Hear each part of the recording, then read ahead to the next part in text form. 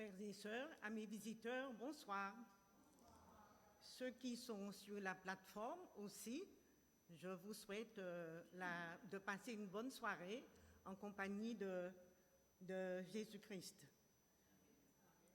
Pour commencer la réunion de ce soir, avec l'aide du frère Nanette, nous chanterons le numéro 556, « Chaque jour de ma vie ».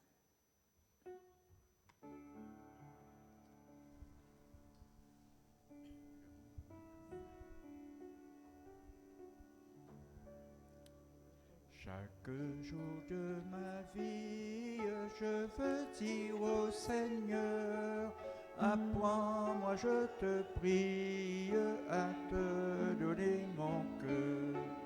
Dès que le jour commence, je veux dire au Seigneur, tiens-moi dans ta présence, mon Dieu, mon Rédempteur. Souvent dans la journée, je veux dire au Seigneur, toi qui me l'as donné, sois-en le bienfaiteur.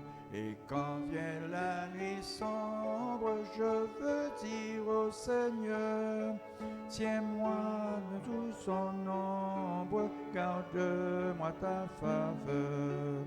Oui, toujours sur la terre, je veux dire au Seigneur, qu'en toi, céleste Père, je trouve mon bonheur.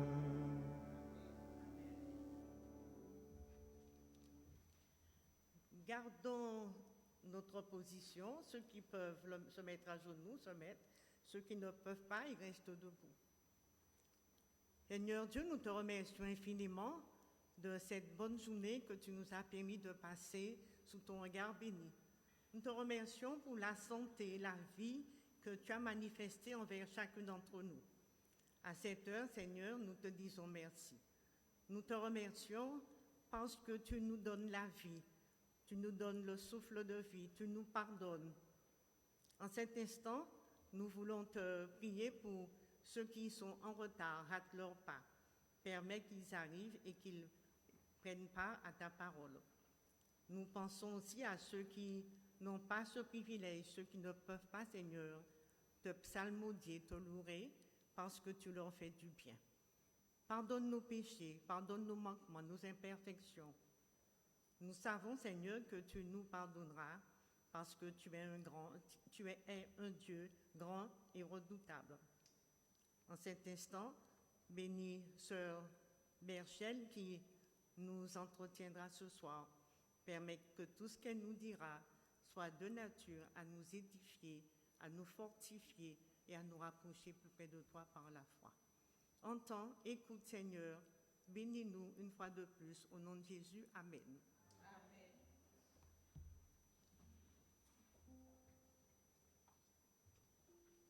Le deuxième chant sera je vous dis ça tout de suite,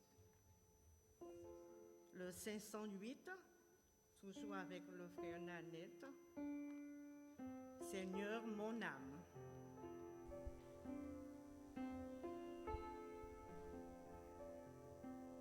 Seigneur, mon âme soupire après tes divins parvis, pour t'écouter et m'instruire à tes pieds toujours assis.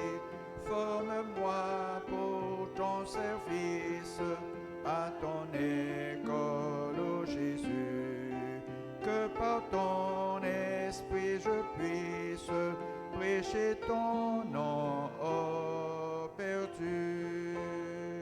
Seigneur, répands dans mon âme, flot sur flot de ton esprit, qu'ainsi brûlant de ta flamme, en moi tout mal soit détruit.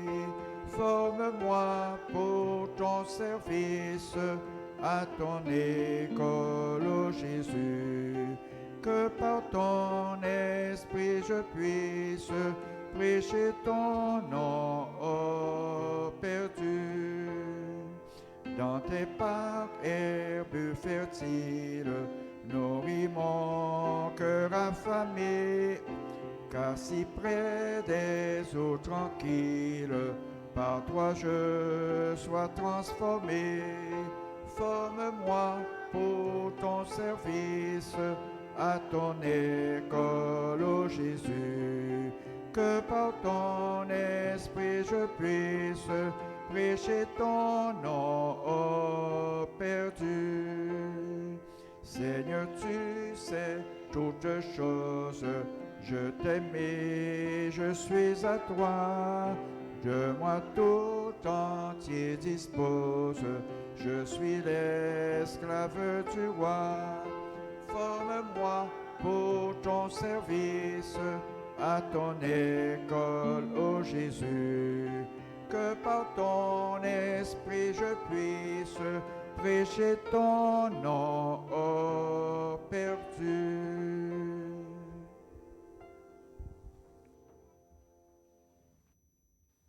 Soyons de toute oreille, soyons attentifs à entendre le message de ce soir.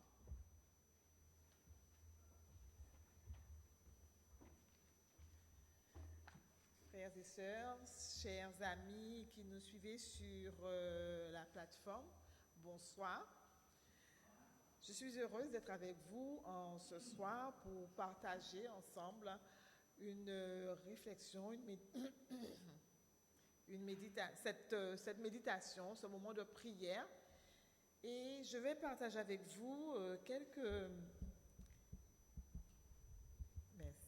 Je vais partager avec vous une méditation sur un verset en fait qui va nous permettre de nous poser des questions quant à la situation dans laquelle nous vivons aujourd'hui. Car tout comme moi, vous entendez, vous constatez, vous vivez certainement cette inflation que nous connaissons dans notre société, ces difficultés que chacun rencontre. Alors on dit c'est à cause de la guerre, on dit qu'il y a l'inflation, en fait, tout cela crée une situation qui est difficile, une réalité de vie qui est difficile et qui entraîne pour certains une certaine précarité. Et on se rend compte que même ceux qui ne travaillent pas ont du mal quelquefois à pouvoir finir le mois, ou encore même ils sont obligés de faire des économies pour des dépenses dites entre guillemets nécessaires, primaires, comme boire et manger. Et donc devant cette situation, nous, en tant que chrétiens, nous avons une réalité qui est que Dieu fait de nous des hommes et des femmes au service des autres. Et je me suis posé la question, face à cette situation de crise, face aux difficultés que nous rencontrons, est-ce que cela n'aura pas un impact sur notre manière de vivre et notre manière d'interagir avec les autres? Que pensez-vous? Alors, Patrick a le micro. Si vous voulez intervenir, vous levez la main et Patrick se fera un plaisir de venir jusqu'à vous. Est-ce que vous pensez, selon vous, est-ce que le fait de connaître une situation qui est tendue, qui est difficile, une inflation qui ne cesse d'augmenter, est-ce que cela peut avoir des répercussions sur notre manière de vivre ou encore sur le fait que nous devons être au service les uns des autres?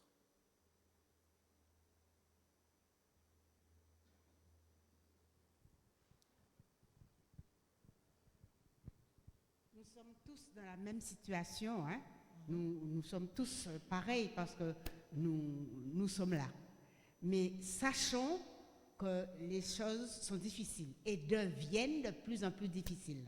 Donc, nous allons agir d'une manière, comment je vais dire, simple, en demandant à Dieu de l'aide pour pouvoir soutenir ceux qui souffrent plus que nous, parce qu'il y en a qui souffrent plus que nous. Les aider selon nos possibilités.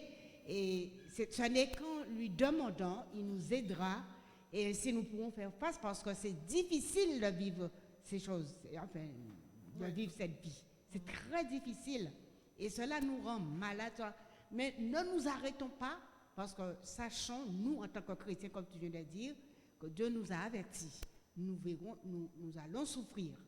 Mais mettons tout cela entre les mains de Dieu et demandons à Dieu de nous aider à aider les autres, ceux qui sont faibles.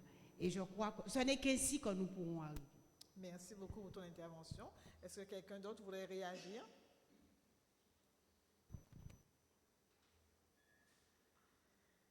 Ou alors on peut se poser... Oui, la sœur Cancel. Certes, il y aura toujours une réaction, puisque c'est un stress. Et le fait d'être en situation de précarité soi-même et d'avoir à ses côtés des personnes qui sont encore, on se rend compte qu'il y a encore plus de difficultés, alors ça ne peut que réagir sur nous. Nous avons une réaction. Alors seulement, avec la foi que nous avons, nous devons regarder à Jésus. Nous devons l'implorer. Nous n'allons pas nous mettre à ne pas être désolés comme ceux qui n'ont pas d'espérance, mais nous devons mettre la situation dans les mains de Jésus, ce qui nous permettra de vivre, de fonctionner avec ce qui nous permet d'avoir, mais aussi dans ce peu que nous avons, pouvoir accompagner l'autre qui est encore qui est encore plus en difficulté que nous. Mais de toute façon, ça a un impact sur nous. C'est un stress. Ok, merci beaucoup. Effectivement, je partage pleinement les points que vous avez, vos réponses. On vit une situation qui est difficile, mais quant à nous sommes appelés en tant que chrétiens à être au service des autres. Cette situation difficile ne va pas impacter ou nous détourner de notre mission. Car Dieu nous dit que nous devons rester attentifs, sensibles aux besoins et à la situation de ceux qui nous entourent. Et la sœur a bien dit, il nous faut prier, les deux d'ailleurs, il nous faut prier et c'est notre foi qui va nous permettre d'agir d'une manière ou d'une autre. Donc, pardon? Tout à fait, tout à fait. Et donc, nous allons donc découvrir ce texte qui est simple, qui se trouve dans Proverbe 11, verset 25. Proverbe 11, verset 25, qui nous fait une déclaration qui nous dit « L'âme bienfaisante sera rassasiée et celui qui arrose sera lui-même arrosé. » En d'autres termes, Dieu veut que ses enfants soient généreux, car plus nous donnons, plus nous aurons de bénédictions.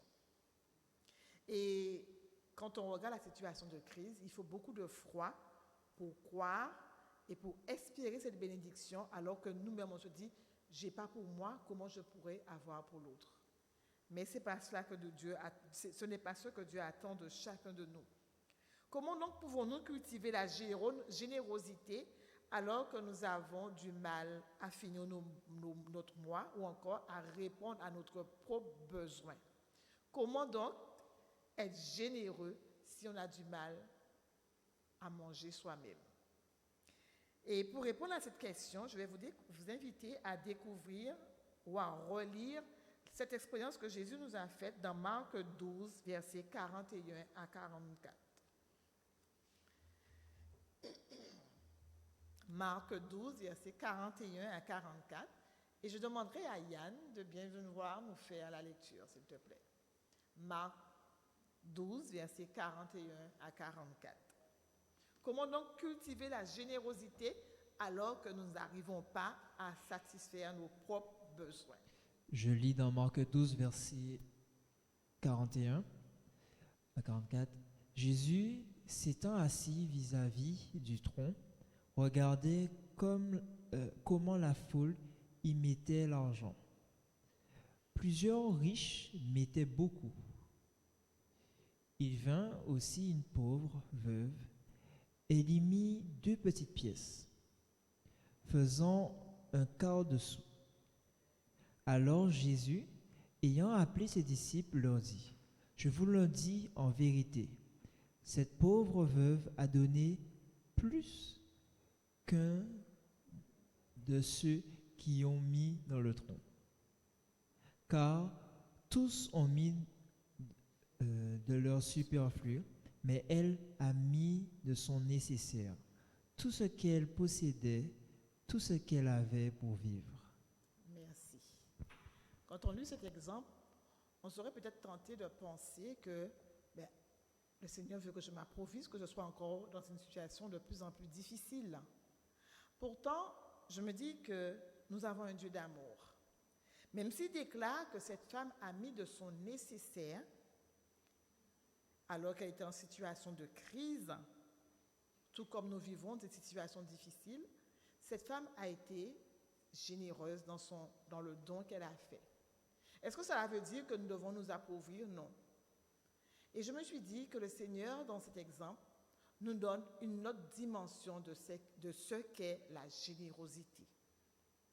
Il ne s'agit pas pour Dieu de nous mettre en difficulté par cet exemple, mais il nous révèle que ce n'est pas tant ce que nous donnons qui a de l'importance, mais en fait, la générosité, c'est d'abord une disposition de cœur. On peut penser qu'on va donner de l'argent, on va donner beaucoup. Non, mais c'est la disposition de notre cœur. Et lorsque Salomon nous dit que nous devons être des âmes généreuses, il parle en fait de la disposition de notre cœur. Pourquoi dit-on donc, pourquoi vais-je dire que la générosité, c'est d'abord une disposition du cœur?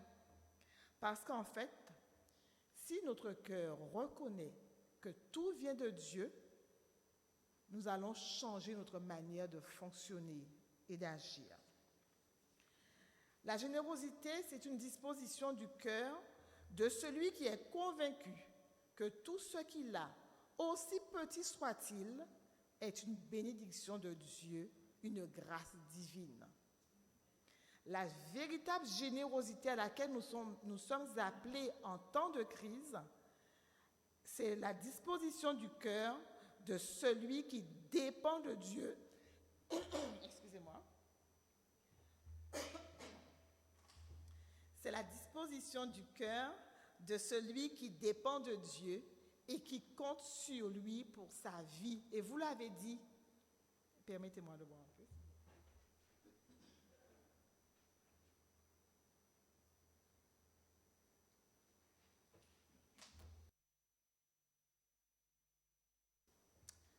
La générosité à laquelle nous sommes appelés, c'est la générosité qui naît de la disposition du cœur de celui qui dépend de Dieu et de celui qui compte sur Dieu pour sa vie. Et lorsque nous reconnaissons que tout vient de Dieu, comme je le disais, nous avons une autre manière de fonctionner. Je vais vous inviter à lire deux textes. 1 Chronique 29, verset 14 d'abord, et ensuite AG 2, verset 8. Quelquefois, on a tendance à dire, moi, en gourmet, moi, mes habitants, moi, en souhait.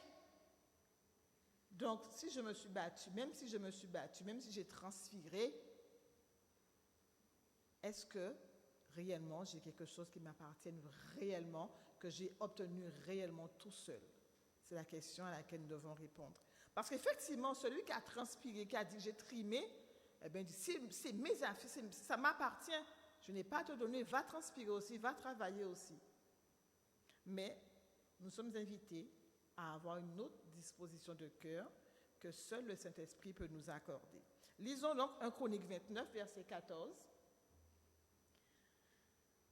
Car tous ont mis de leur non, ça c'est Marc 12, 14.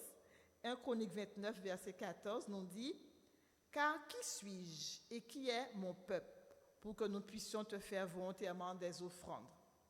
Et la phrase qui nous intéresse, « Tout vient de toi et nous recevons de ta main ce que nous t'offrons. » Et ça, je trouve cette partie de phrase importante. « Nous recevons de ta main ce que nous t'offrons. » Et le deuxième texte, AG 2, verset 8.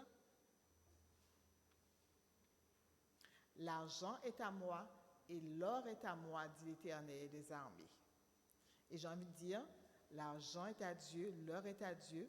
Il le donne à qui il veut, quand il veut et pour une mission bien particulière. Tout ce que nous avons est une grâce de Dieu. Maintenant, que possédons-nous sur la terre? Je ne travaille pas aux impôts.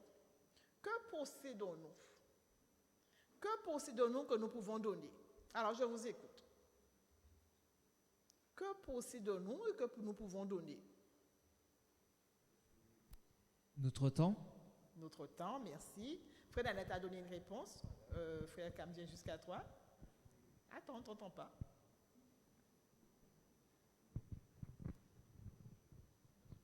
Le sourire, Merci. Que possédons-nous que nous pouvons encore donner? Teddy, Mes connaissances. très bien, merci. Tu vois, Sœur André, Nous possédons l'amour, nous pouvons donner l'amour. merci, très bien. Quelqu'un d'autre a une réponse? Je vous remercie. Que possédons-nous? Et ça, ce qui est formidable, personne n'a parlé d'argent. Parce que souvent, lorsqu'on donne, on parle de générosité, on parle de don, on pense tout de suite à argent. Mais cette réalité, nous devons la mettre de côté. Le Seigneur désire une disposition de cœur, qui est en fait l'action du Saint-Esprit en nous, qui va nous permettre de connaître réellement ce qui est important de nous donner. Le temps, le sourire, sa connaissance. Et pourtant, tout cela, c'est une grâce de Dieu aussi. Qu'il s'agisse d'argent, d'enfants, parce qu'on dit ce sont mes enfants, qu'il s'agisse de biens matériels, de capacités intellectuelles, physiques, notre temps, nous sommes des gérants de tout ce que Dieu nous a confié. Nous sommes des gestionnaires des biens qui ont été mis à notre disposition. Notre condition de vie peut être différente, mais le plan de Dieu est le même pour chacun de nous. Dieu aspire à ce que nous soyons des âmes généreuses. L'âme bienfaisante sera rassasiée et celui qui est arrosé sera lui-même arrosé.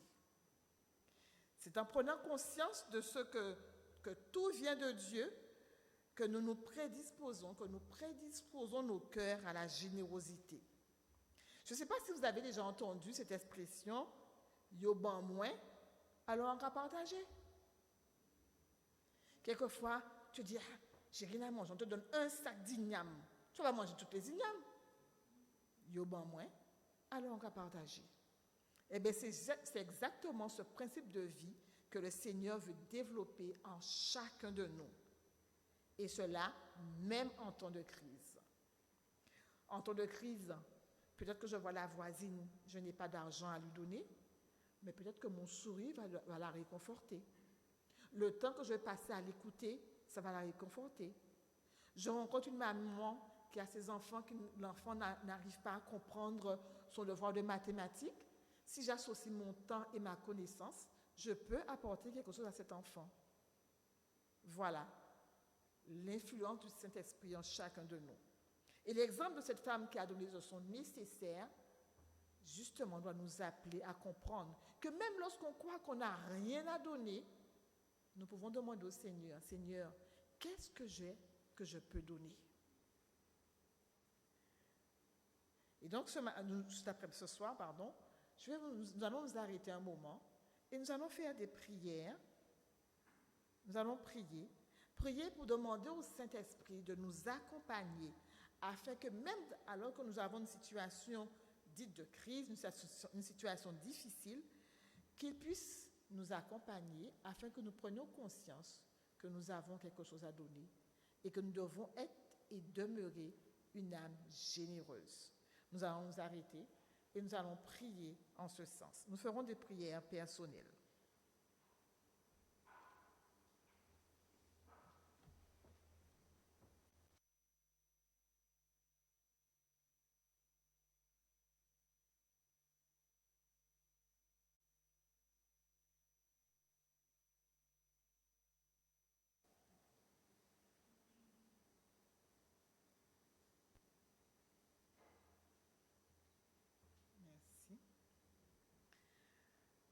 Pourquoi est-il important pour nous de réclamer le Saint-Esprit?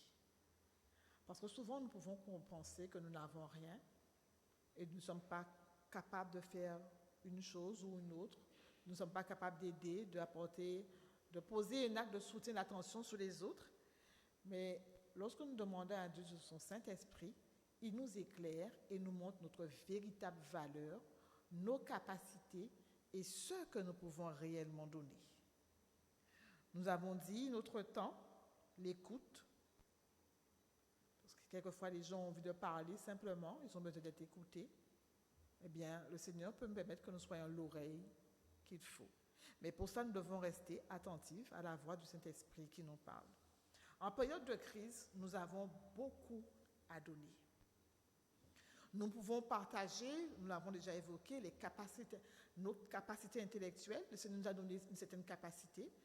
Nous pouvons le partager en le mettant au service de ceux qui ont des difficultés, en accompagnant une personne âgée, un enfant, en écrivant une lettre pour quelqu'un. Nous pouvons donner, nous rencontrons pour ceux qui ont des difficultés à l'école, on a dit les personnes âgées. Nous pouvons donner aussi notre témoignage. Nous avons expérimenté quelque chose, nous rencontrons quelqu'un, j'ai monté mon entreprise, je rencontre quelqu'un qui veut monter son entreprise, eh bien je peux l'accompagner. En temps de crise, nous avons énormément de choses à donner, mais nous devons en être conscients. Offrir des vêtements, ah, ça n'est pas bon pour moi, ça a trop pitié. Bof. Et puis, je n'aime pas donner mes affaires aux gens, les gens ne font pas attention. Quel que soit ce que la personne fait avec ton vêtement, ce n'est pas grave. Si Dieu t'invite à donner, donne. Nous pouvons aussi apporter des conseils à quelqu'un. Et quelquefois même, le Saint-Esprit nous dirige, on ne sait même pas que le Saint-Esprit nous a permis d'apporter le message qu'il faut à une personne. Et là, je vais vous donner une expérience que j'ai faite la semaine dernière. Comme vous le savez, nous prions en binôme. Et donc, je me suis réveillée le matin, j'avais quelque chose en tête, et je me suis mise à prier pour ça. J'ai dit, Seigneur, mais réponds-moi, donne-moi un verset, donne-moi une parole, éclaire-moi parce que je n'arrive pas à entendre, à comprendre ce que tu attends de moi. Et puis, l'heure est arrivée, et mon binôme m'a appelé. J'ai dit, Seigneur, je n'ai pas encore la réponse, mais après la prière avec mon binôme, donne-moi ma réponse. Et le binôme me dit, j'avais ce verset-là, je me suis dit, tiens, je vais le partager avec toi. Frères et sœurs, le binôme ne me voit pas. Mais quand j'ai ouvert ma Bible et j'ai lu le verset que le frère m'a donné, j'ai dit, mais Seigneur, tu es vraiment extraordinaire. C'était exactement le verset qu'il me fallait. Exactement le verset qu'il me fallait. Quand le cœur est disposé à la générosité, le Seigneur l'utilise dans n'importe quelle situation, à notre insu. Et quand j'ai quitté le frère, que je suis retournée sur le verset m'a éclairé pour ma journée. Et j'ai dit, Seigneur, merci pour ce verset qui m'a été donné ce matin. Dieu nous utilise si nous nous disposons à nous laisser utiliser. En temps de crise, ce n'est pas la peine de nous alarmer. Ce n'est pas la peine de nous laisser agiter par-ci et par-là, par toutes sortes d'influences, par toutes sortes de courants. Restons calmes et demandons au Seigneur ce qu'il attend de nous. On peut penser que parce que je n'ai rien à manger, que je n'ai rien à donner, ou encore le Seigneur ne veut pas que puisque je n'ai rien à donner, le Seigneur qui est un Dieu bon ne va pas s'attendre à ce que je puisse aller au service de l'autre. Mais non. Et la fois, je suis allée chez quelqu'un, j'avais fait quelques courses, et puis il me dit, prends ça, donne ça à la soeur. Je lui ai donné. Et bien, 2 ou 3 semaines après, quelqu'un me parle, il me dit, je suis allée chez un tel. Elle m'a dit, un tel est passé chez moi, elle m'a donné telle chose. Et quand j'ai vu la joie que la personne me raconte, la joie que cette chose-là a procuré à la personne, alors que pour moi, c'était une peccadille. Nous devons disposer nos cœurs pour que Dieu puisse l'utiliser. Et en temps de crise, plus que jamais, parce qu'en temps de crise, nous avons la prière, nous avons toutes sortes de choses. Nous avons notre Bible, nous pouvons louer Dieu, ça nous fortifie. Mais il y en a qui n'ont pas tout cela et qui nous attendent, nous.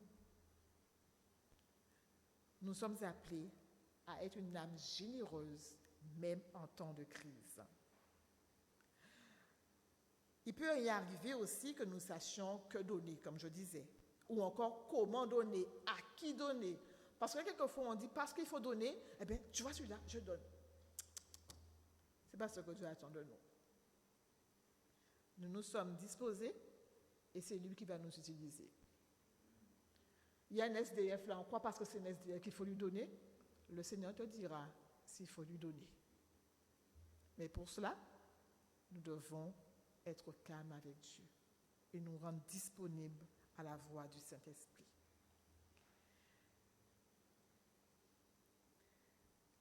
Et donc, je vais vous inviter encore, on va s'arrêter un moment de nouveau, et nous allons prier 2 à 2. Et nous allons demander au Saint-Esprit de permettre que le frère ou la sœur avec qui je prie, qu'il soit attentif à sa voix. Parce que quelquefois on dit, j'entends pas Dieu me parler. Mais que le Saint-Esprit, que cette personne avec qui je vais prier, que Dieu, le Seigneur lui permette de reconnaître sa voix lorsqu'il lui parle.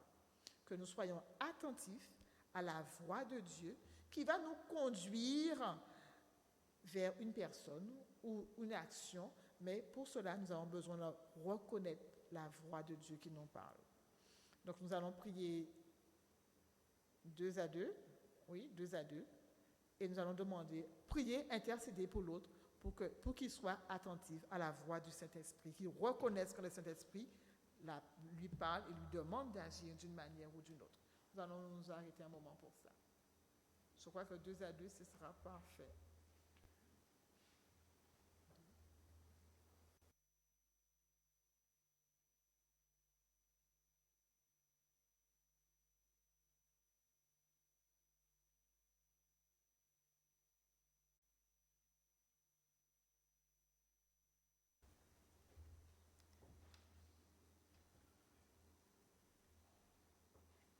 Il n'y a rien que tu n'aies reçu, que tu ne peux partager. Dieu fait de nous des gestionnaires, des gestionnaires du temps, de la connaissance. Nous sommes des gestionnaires de tout ce que tu nous donnes et il nous invite à le partager. Mais demandons, nous l'avons fait déjà, demandons au Saint-Esprit, demandons à Dieu de nous rendre attentifs afin qu'il nous conseille et qu'il nous permette de saisir toutes les occasions qu'il place devant nous pour exprimer notre générosité. Je ne sais pas si ça vous est déjà arrivé, vous êtes avec quelqu'un, et une idée vous dit de faire quelque chose. Et puis je dis, mais non, vous ne le faites pas. Et après, quand vous êtes parti, vous dites, ah, Seigneur, je savais que tu m'avais dit de faire ça pour la personne. Hein? Et je vois la sœur Cartes qui acquiesce. Ouais. Et on s'est dit, j'aurais dû. Donc, il est important d'être attentif et de saisir l'occasion. Seigneur, pourquoi tu m'envoies pour cette personne-là? Qu'est-ce que j'ai à donner? On a toujours quelque chose à donner. Et comme je dis, encore plus quand c'est dans une situation de crise, de difficulté. Nous avons beaucoup à donner. Le Saint Salomon dit, il y a ceux qui partagent et on leur demande davantage.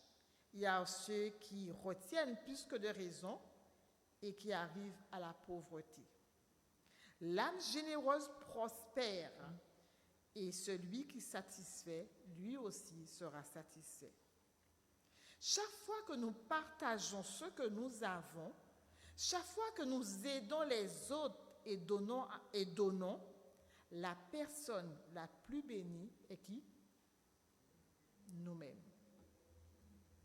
Donc si on veut être béni, il faut s'ouvrir aux autres. Le sage Salomon le souligne à nouveau avec le proverbe suivant.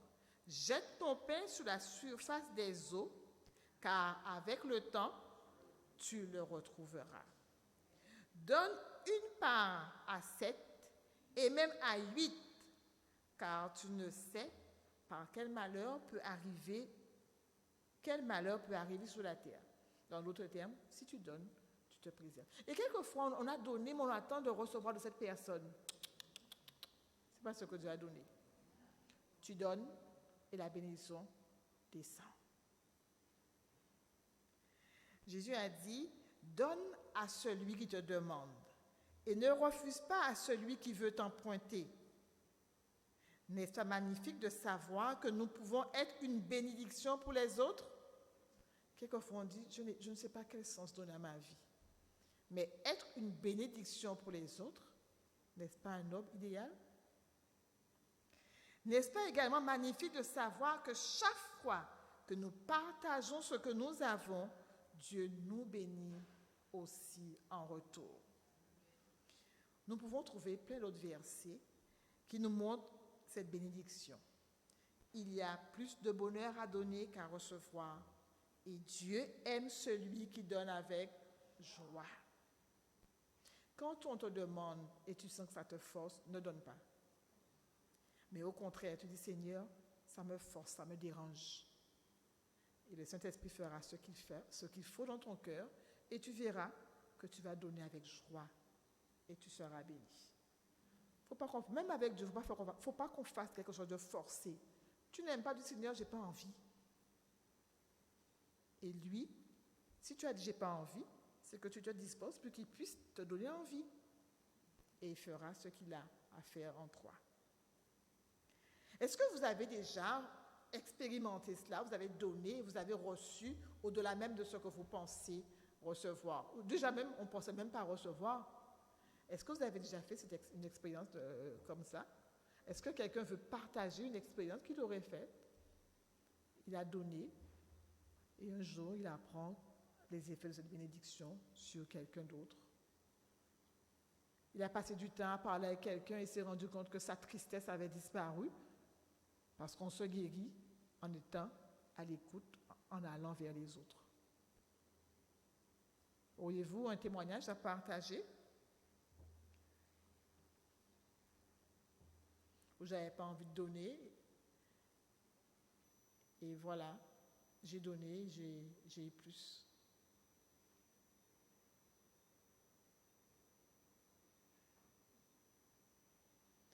Alors moi, je vais commencer et je suis sûre que quelqu'un d'autre va trouver. Parce qu'on fait des expériences comme ça. Une fois, et comme je vous dis, moi, il faut être clair avec Dieu. Un jour, j'avais quelque chose à payer. C'était un mercredi que je devais payer mes affaires. Le dimanche, j'ai dit, « Ah, Seigneur, j'ai l'argent pour payer mes affaires. » Le mardi, je rencontre quelqu'un. Je dis, « C'est une blague. » Je dis, « Seigneur, mais c'est une blague. » La personne me demande, « Mais c'est ce que j'avais mis de côté pour payer mes affaires le mercredi. » J'ai dit, « Mais Seigneur, si tu l'as envoyé, c'est pour une raison. » Seigneur, j'ai dit, je fais un geste froid. J'ai donné. Et le mercredi soir, je regarde sur mon compte, je vois de l'argent est arrivé. Je n'ai pas dit d'aller faire ça. En fait, ça c'est mon expérience. Je ne vous ai pas dit d'aller faire ça. Mais, en fait, je ne sais pas, quelquefois on sait qu'il faut donner. Et quand la personne est venue, je savais qu'il fallait faire. Et à un moment donné, j'ai dit à la personne, non, je ne sais pas, mais dès la journée, c'est revenu. J'ai dit, Seigneur, je le fais. Et le mercredi soir, j'ai eu l'argent. J'ai dit, pauvre, tu ne vas jamais finir, c'est de me surprendre. Alors, la sœur, quand elle a une expérience,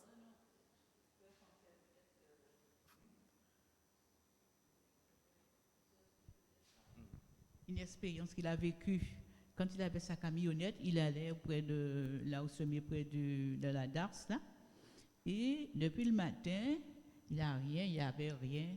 Et puis, il y a une personne, une ancienne cliente qui a l'habitude de voyager avec lui à Sainte-Anne, qui lui dit, Monsieur Cancel, au panier, je ne sais pas, c'est peut-être 3 € le prix du bus. Au panier, moi, je prends le bus là, s'il te plaît. Il n'avait pas 3 €, mais il avait 10 €. Il a dit, point. Et puis après, il se dit, mais si celle 10 € là, t'es ni, en passant, qui j'en ai fait? Il fallait mettre l'essence en voiture. Là, il est pauvre, rien le matin là. La dame n'est pas encore arrivée à la station de Sainte-Anne, là, à 400 mètres, à 300 mètres. Quelqu'un vient pour demander de faire une course. Un monsieur qui a un magasin et qui vient pour lui dire d'aller chercher. Je pense qu'il a eu, Dieu lui a accordé ce jour-là près de 70 € alors qu'il avait donné que 10 €. Amen, amen. Même quand nous pensons que nous n'avons pas, on a quelque chose à donner. On a donné 2 exemples sur l'argent, mais il y a peut-être certainement d'autres situations vous avez accordé du temps ou une attention particulière et cela a été une source de bénédiction. Mais quelquefois, il faut prendre le temps de s'arrêter et de compter les bienfaits de Dieu parce qu'il en fait. Et en temps de crise, c'est là qu'on voit les expériences. Tu disais, sœur André? D'accord. C'est le chant que nous chantons, oui. Oui, c'est vrai, il faut réfléchir. Quand Dieu nous a fait du bien, dire voilà ce que Dieu a fait pour nous. Voilà comment Dieu agit avec nous. Il faut y réfléchir et ne pas recevoir cette bénédiction et puis ça passe comme ça. Apprenons à lui dire merci mon Dieu, merci. J'ai vu, j'ai compris ce que tu as fait pour moi. Tu m'as aidé à aider l'autre. Tu m'as aidé à avancer. Il faut le voir, le comprendre et lui remercier. C'est ça, la gratitude. Amen. Et c'est ce principe. Il y a 2 témoignages, il y a Teddy et sœur Cartes. Donc mon témoignage, c'est que j'avais dit à Dieu que je veux avoir de l'argent, pouvoir faire mes courses, payer toutes mes affaires, voyager, faire tout ce que je veux. Et que, en retour, moi, je ne vais pas chercher les gens. Il doit m'envoyer les gens que je dois aider. Et en fait, quand j'ai fait cette expérience-là avec Dieu, je me suis rendu compte que quand on prend un contrat avec Dieu, lui, il prend le contrat au sérieux. Et en fait, une fois, j'étais à la gare, et un monsieur qui vient, le monsieur me dit, en plus, un endroit où j'achète jamais, mais un truc me dit, va prendre ton petit déj là. Donc j'y vais, et le monsieur me dit, est-ce que vous pouvez m'offrir un café? Et il y a une voix qui me dit de prendre tout ce qu'il veut. Donc je dis, monsieur, vous prenez ce que vous voulez. Et il n'ose pas. Je lui dis, prenez tout ce que vous voulez. Et il prend et tout, mais moi, en fait, j'avais tellement confiance en Dieu à ce moment-là, je ne me suis pas posé la question combien ça va coûter, ni est-ce que la carte va passer ou quoi que ce soit. Et en fait, le monsieur, il a pris tout ce qu'il voulait, il a été s'asseoir, il a mangé, il était heureux. Tout le monde était en train de me regarder comme si j'étais fou. Mais je me suis rappelé d'une chose, c'est que j'avais un contrat avec Dieu. Et deuxième expérience que j'ai eue comme ça, c'est une dame, moi je n'ai jamais de monnaie sur moi. Ça c'est un problème, c'est toujours la carte bleue. Il y a une dame qui vient, qui me dit, est-ce que vous auriez de la monnaie à me donner? Je dois acheter des courses pour mes enfants, mais on ne m'a pas encore donné les bons et tout. Donc je dis, mais je suis désolé, je n'ai pas de monnaie. Et au moment où je lui parle, je suis en train de ranger les courses et je me rends compte que ce que je suis en train de ranger, c'est le petit truc en plus qui a coûté 20 €. Je range la voiture, je rentre dans le magasin, il y a un distributeur, je sors les sous et je ressors, je ne vois plus la dame. Et c'est une place, elle est vide, il n'y a personne. Je dis, mais Seigneur, j'ai été chercher l'argent pour la dame, il faut que je lui donne. Je me retourne, la dame est devant moi, alors qu'il n'y avait personne. Je dis, Seigneur, merci. Je lui ai donné, la dame était heureuse et elle a été faire ses courses. Amen. Amen. Sœur Cartes.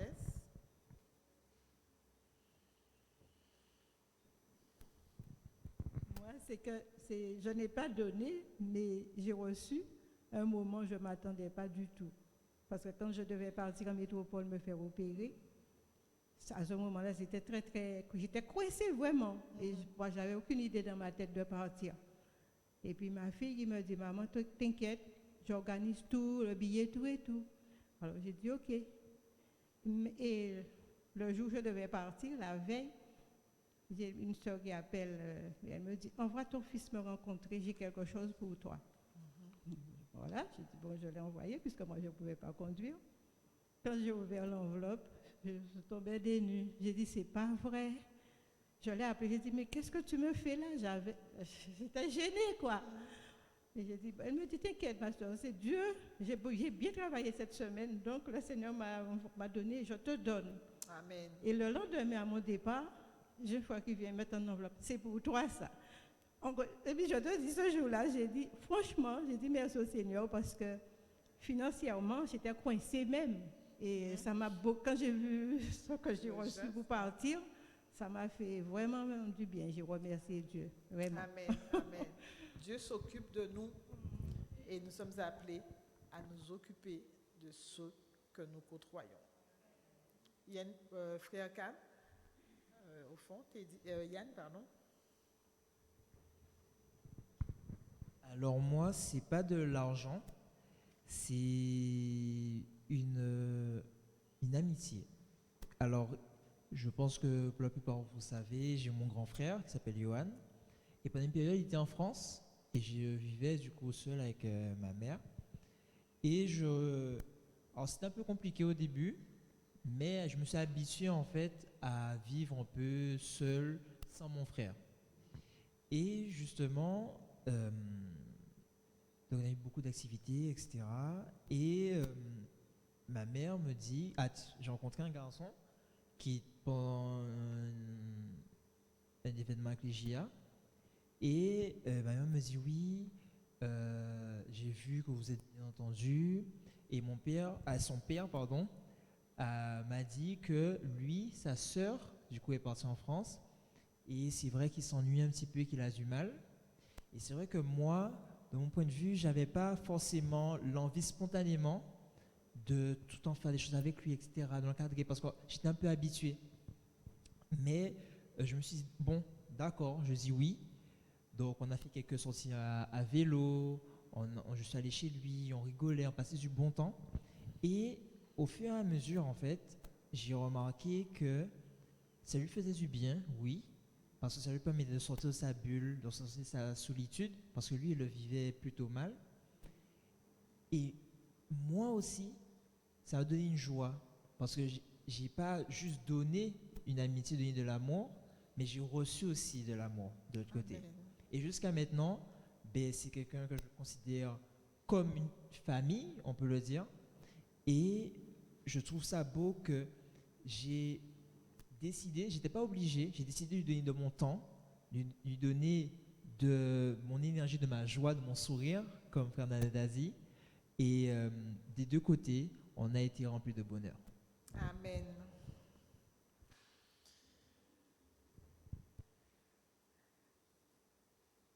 Ok, donc on se rend compte, oui, sœur André, après, ouais, sœur André.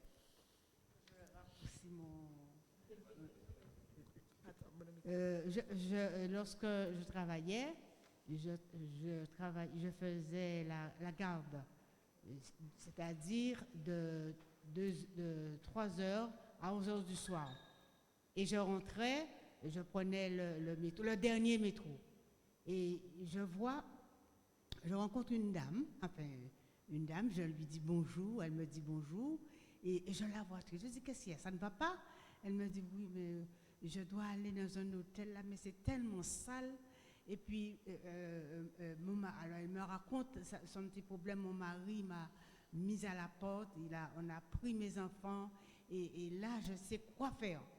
Alors là, ça sent mauvais, j'aime pas, je ne veux pas aller là, mais c'est là, il faut que j'aille, c'est là que je dois dormir. Et alors je lui dis, mais écoute, je peux te faire dormir chez moi, mais tu sais, c'est une toute petite chambre de bonne, et j'ai 2 enfants. Alors, puisqu'on a fait connaissance, elle me dit, elle est de Pointe-Noire ou quelque chose comme ça. Alors je lui dis, moi je suis des Abîmes, donc c'est Guadeloupéen. Et là, elle prend ses petites affaires, elle me dit, j'ai pas vu mes enfants depuis combien de jours? Et nous sommes sortis finalement, et je lui ai emmené chez moi, dans une petite pièce. Et là, elle me dit, ah, tu sais, hein, j'ai peur parce que mon mari va venir, et là, il va me... J'ai dit, écoute, je suis chrétienne, je suis adventiste du 7e jour. Là où j'habite, c'est Dieu qui m'a mis là. Amen. Alors, personne n'a le droit de venir là où je suis pour m'ennuyer, pour me faire du mal. À plus forte raison, toi qui viens avec moi, personne ne viendra chez moi. Personne ne te fera pas de mal. Je l'ai rassurée. Alors, elle s'est trouvée rassurée. Et là, elle dormait. J'avais les 2 enfants. Dominique n'était pas né encore. J'avais les 2, Eddie et Richard. Alors, elle dormait. Et là, moi, je partais à 3h. Donc, on passait presque tout le temps ensemble. Mais elle sortait pour chercher quelque chose. Mais quand elle retournait, elle avait peur. J'ai dit, n'aie pas peur. Personne ne te fera rien du tout. Et un jour, elle est sortie. Elle est restée à peu près de 2 mois avec nous. Et elle est sortie. Et elle a rencontré, elle est allée chercher du travail. Elle a trouvé une dame qui était seule, qui avait besoin d'une personne pour dormir. Et en face, elle a trouvé du travail à l'hôpital. Alors elle travaille le jour, elle dort chez la dame. Alors c'est une grande bénédiction. Cette dame, son nom, je n'oublierai jamais, c'est Féfé. C'est comme ça qu'on l'appelait. Ben, elle est venue combien de temps après, là où j'habitais dans Paris, dans le 14e, mais je n'étais pas là. Donc je n'ai jamais pu la revoir. Mais j'espère que cette dame va se tourner vers Dieu parce qu'elle a vu comment Dieu nous a protégés. Personne, le monsieur était un méchant, personne ne lui a fait du mal. Donc Amen. je n'avais rien, mais elle a dormi avec nous, avec moi et mes enfants, deux enfants, hein, et c'était Dominique et Eddie. Dominique n'était pas né. Non, oui, Dominique était déjà né, il était petit. Donc j'étais content et elle-même aussi, elle était contente de nous avoir et finalement elle a trouvé du travail et Dieu l'a aidée. Merci. Tu dis je n'avais rien, mais en fait, il faut qu'on se souvienne d'une chose. L'apôtre Paul a dit, je n'ai ni or ni argent, mais ce que j'ai, je te le donne. Et c'est ce que Dieu attend de nous. Et c'est ce principe-là qu'on doit adopter. Ce n'est pas la peine de chercher à être riche, à quoi qu'on nous demande de l'argent. Dieu nous demande simplement d'avoir une disposition de cœur et de nous laisser conduire. Et j'ai bien aimé les deux interventions de Yann qui a parlé de bonheur, et de toi, tu disais que la personne était heureuse. Quand nous donnons comme Dieu nous le demande, nous sommes heureux. Et même en temps de crise, on peut être heureux. Et ça, c'est formidable. Dieu s'occupe de nous et il nous appelle à nous soucier des autres. Alors, si on vous dit, si en temps de crise, je ne peux rien donner, qu'avez-vous demandé de répondre? Yo ban moins, alors en kabar. Yo ban moins, alors en kabar.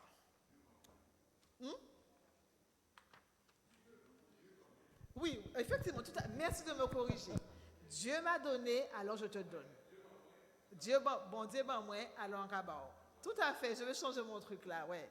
Bon Dieu ban moins, alors en kabar. Mais ça, bon Dieu ban nous, ça nous bien gérer. Et si nous bien gérer, nous allons mettre à disposition à les autres. Et je suis sûre que nous avons tous ici un talent, quelque chose à donner. Demandons au Seigneur, Seigneur, quelle richesse que je possède et que je peux mettre au service des autres. La générosité demeure, nous l'avons dit, même en temps de crise, car la générosité est une disposition du cœur de celui qui est conscient de quoi? Je t'ai entendu. Que Dieu lui a donné, que tout lui vient de Dieu. Tout vient de toi et nous recevons de ta main ce que nous t'offrons. Donc, maintenant, il y a une transité. Nous t'offrons dans ta main, nous recevons de ta main ce que nous t'offrons. Il ne nous reste plus qu'à nous donner nous-mêmes à Dieu afin qu'il fasse le reste. Et c'est pour cela que je vais vous inviter à entonner ce dernier chant qui est en fait une prière. C'est le 506. Prends ma vie. Et il fera ce qu'il a à faire avec cette vie. Prends ma vie. Elle doit être à toi seul aux divins maîtres. Nous allons nous mettre debout et entonner ce chant.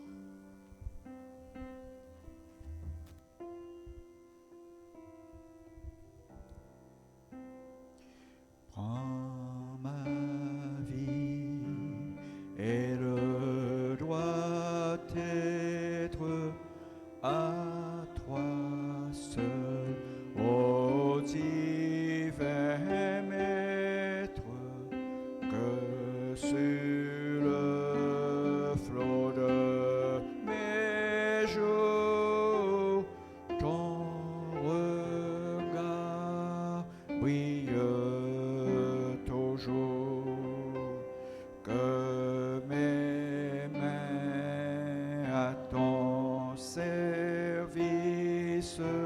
s'offrent pour le sacrifice, qu'à te suivre pas à pas, mes pieds faiblisse pas.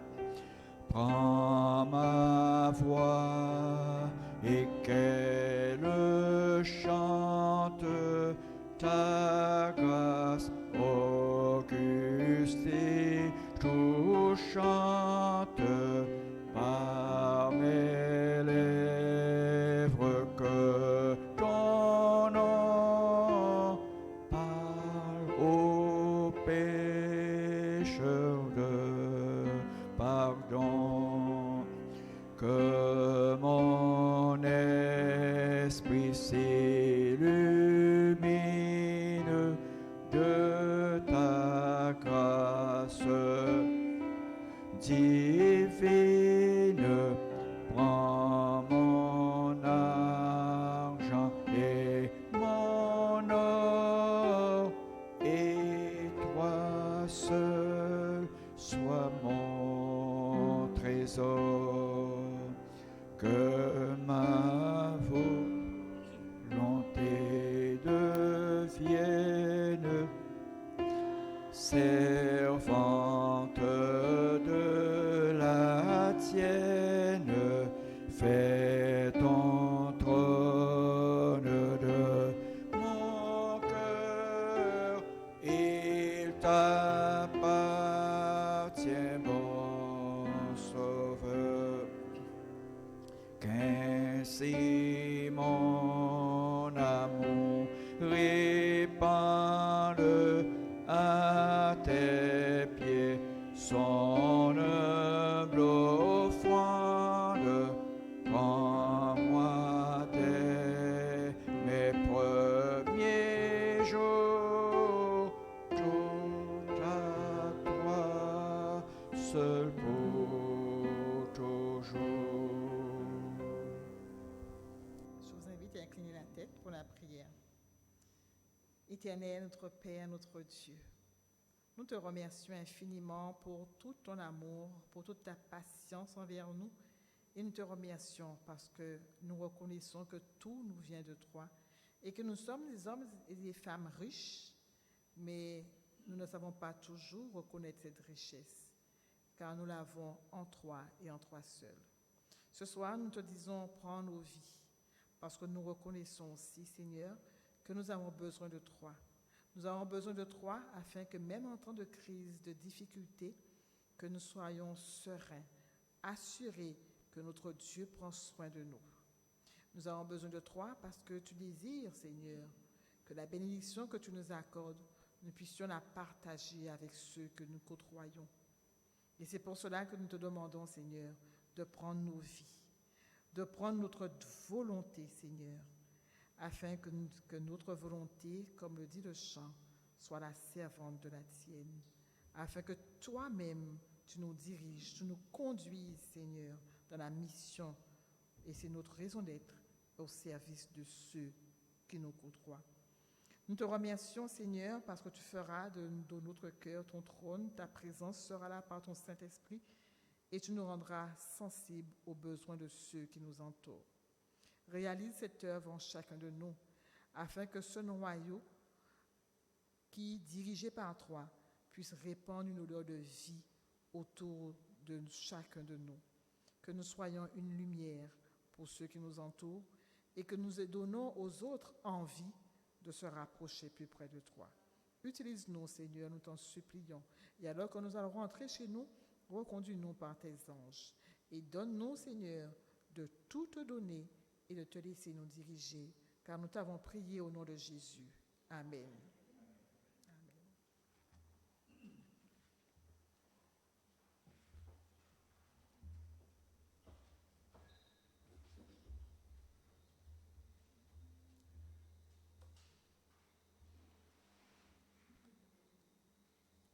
Votre attention, frères et sœurs, je vous rappelle 2 annonces. Samedi, Sainte Seine. N'oubliez pas. Demain soir, 19h à 21h, convention pour le pôle éducation. Les personnes qui sont attendues ici à l'église de Mauraya, sur le Zoom, Basta ou Laurence, Berchel Chantal, Berry Christiane, Berry Robert, Cam Patrick, Angèle Claude, Yann Berchel. Le code. Oui. Arson. Le code, c'est 214 765 57 90 et le code, c'est convention. Donc, c'est affiché là, si vous voulez le prendre. En sortant, vous pouvez le prendre. Donc, alors, ce sont les responsables. Les responsables des pôles. Dans le pôle, il y a femme, c'est la responsable de la femme, il y a celui de l'éducation et l'éducation. Et ça va prochain, je vous dirai pour l'autre convention qui est le 26. Donc je ne vous charge pas trop. Deux choses, Sainte-Seine, focalisez-vous sur la Sainte-Seine. Et demain soir, pour ceux qui sont en pôle, soyez présents sur le Zoom. Merci de votre attention.